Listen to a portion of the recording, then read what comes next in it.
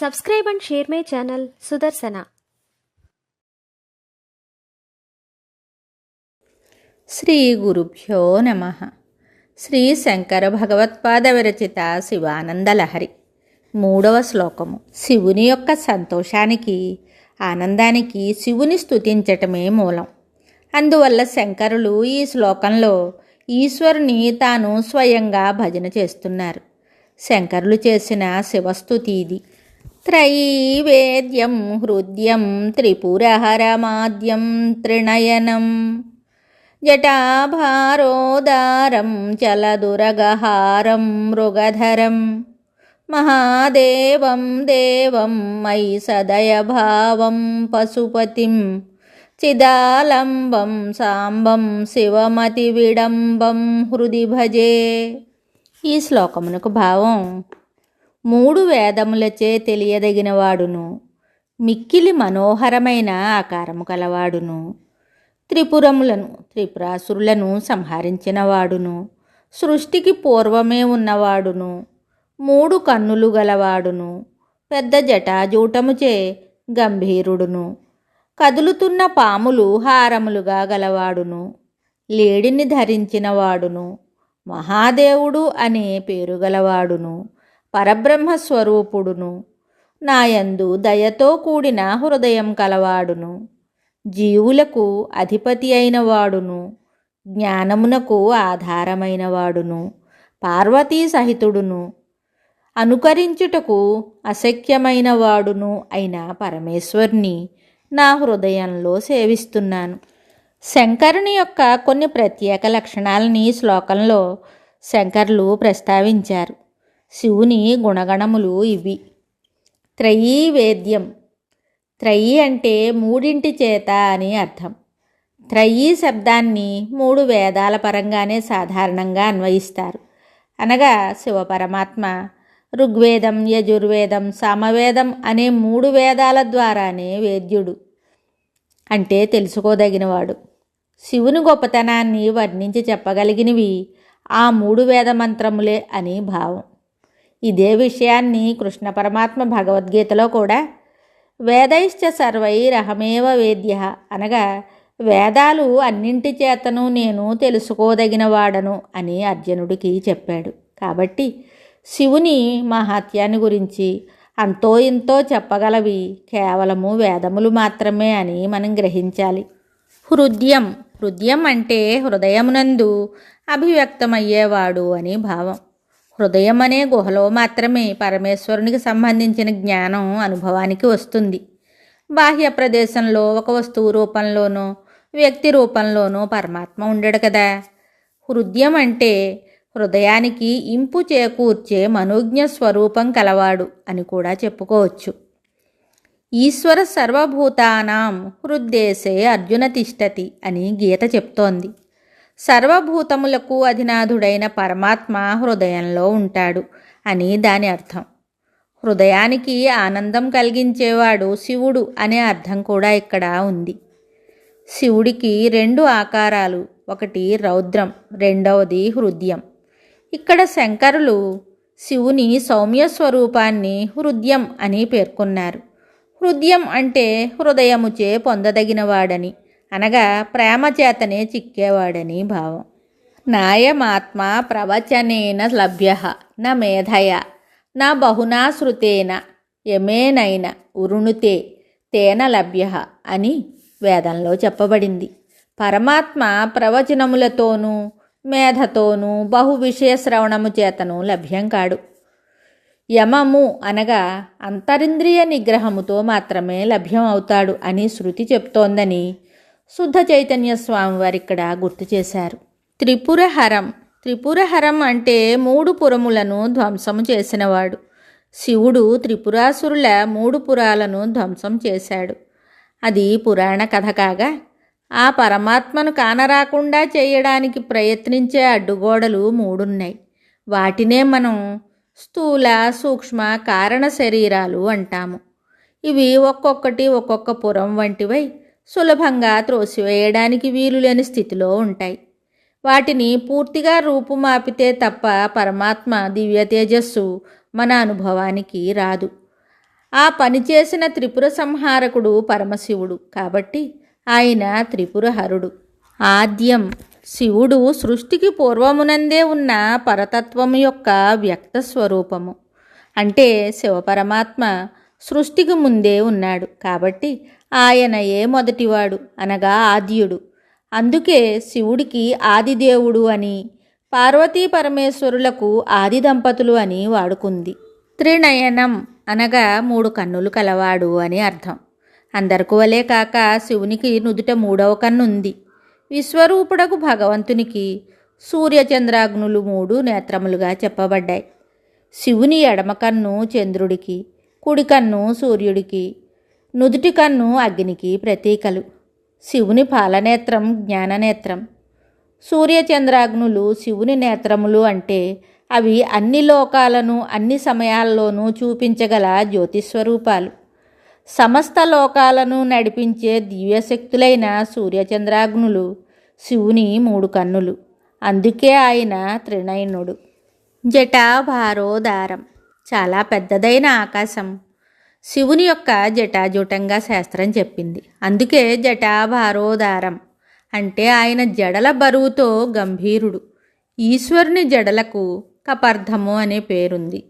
3 లోకాలలోనూ ప్రవహించే గంగానది ఆ శివుని జడలలో ఎక్కడనో ఒక సన్నని పొరలో చిక్కుపడి ఉన్నదట.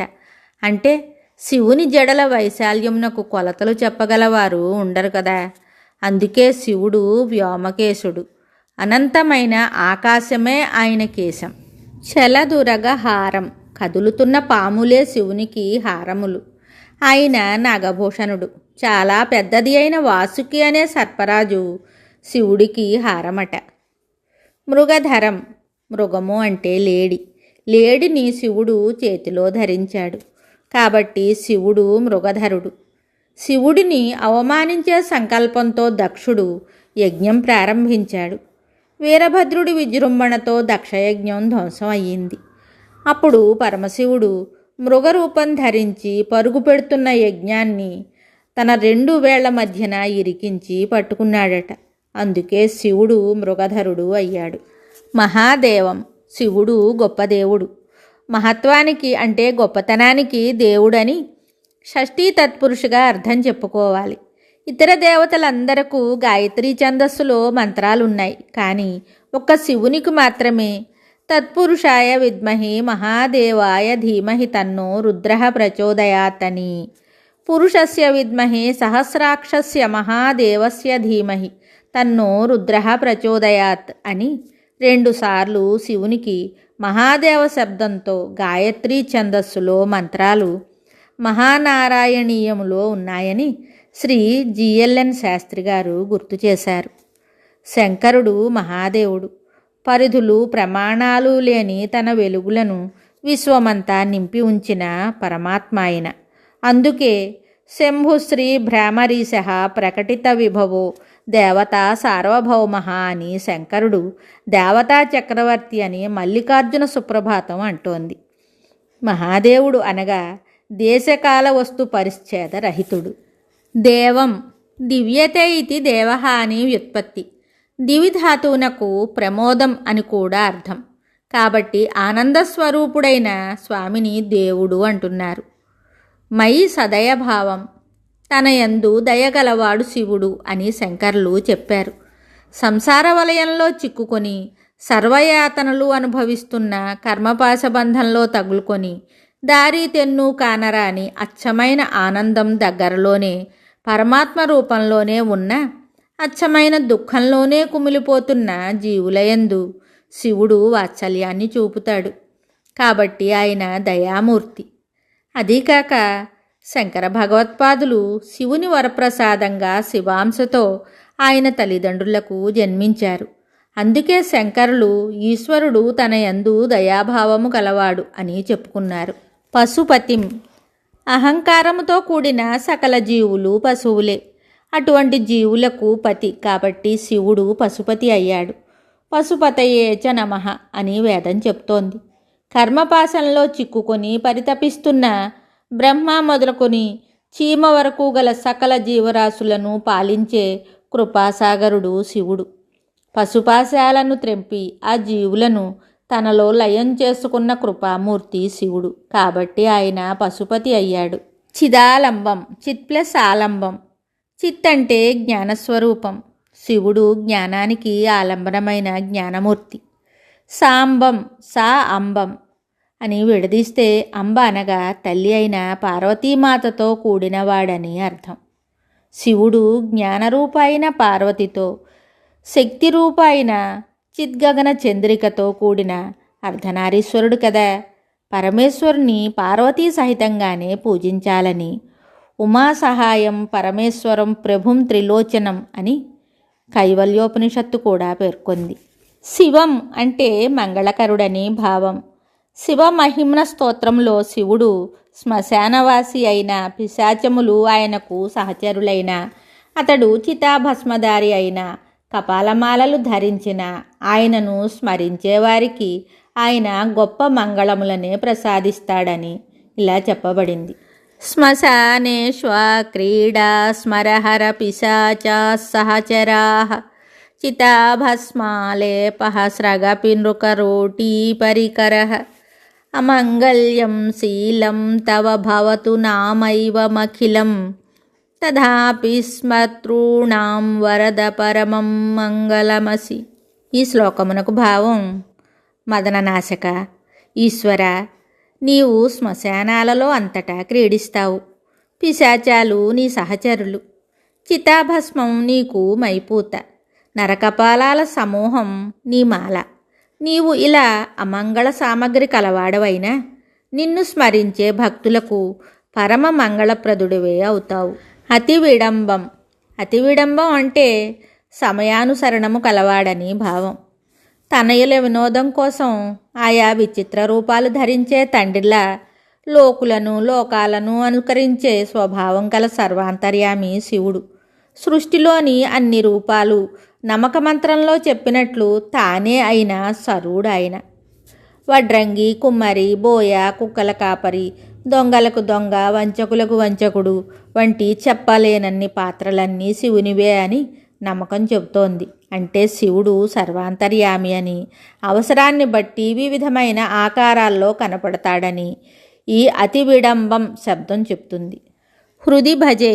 స్వామి, పై లక్షణాలు గల నిన్ను నా హృదయంలో భజిస్తాను. ఎందుకంటే పరమాత్మ నీలతోయద మధ్యస్థ ద్విద్యుల్లేఖేవ భాస్వర నీవార సూకవత్తన్వి పీతాభా స్వత్యనూపమ తస్యా శిఖాయా మధ్యే పరమాత్మ వ్యవస్థితః సబ్రహ్మ సశివః. పురుష సూక్తం చెప్పినట్లు ఆ చెప్పిన శివపరమాత్మ హృదయంలోనే ఉంటాడు. కాబట్టి శంకరులు హృది భజే అన్నారు. మరి ఒక శ్లోకంతో మళ్ళీ కలుద్దాం. శుభం. Subscribe and share my channel Sudarsana.